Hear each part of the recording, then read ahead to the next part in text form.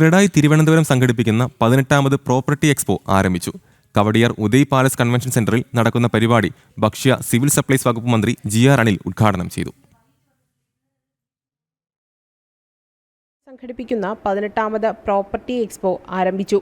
December 20-21 തീയതികളിൽ Kowdiar Uday palace convention സെന്ററിൽ നടക്കുന്ന പരിപാടി ഭക്ഷ്യ സിവിൽ സപ്ലൈസ് വകുപ്പ് മന്ത്രി GR അനിൽ ഉദ്ഘാടനം ചെയ്തു. വിവിധങ്ങളായിട്ടുള്ള ഈ മേഖലയിലെ സംരംഭകരെ സഹകരിപ്പിക്കാൻ കഴിയുന്ന പ്രവർത്തനമാണ് ഇതിലൂടെ ഉണ്ടാകുന്നത് എന്ന് മാത്രമല്ല, നമുക്ക് അഭിമാനത്തോടു കൂടി കാണാൻ കഴിയുന്നത് നമ്മുടെ നാടിൻ്റെ രാജ്യത്തിൻ്റെ വളർച്ചയിൽ സ്വകാര്യ സംരംഭങ്ങൾക്കുള്ള പങ്ക് കഴിഞ്ഞ കുറച്ച് വർഷങ്ങൾ നമ്മളത് നേരിട്ട് കണ്ടതാണ്. പൊതു സംരംഭങ്ങളിൽ നിന്നും സ്വകാര്യ സംരംഭങ്ങളിലേക്ക്, ആ സംരംഭകരിലേക്കുള്ള യാത്രയിൽ വളരെ നമുക്ക് മുന്നോട്ട് പോകാൻ സാധിച്ചിട്ടുണ്ട്. അസാധ്യമായിരുന്ന പല പദ്ധതികൾ ഇന്നിപ്പോൾ രാജ്യത്തെ യാഥാർത്ഥ്യമാക്കാനും.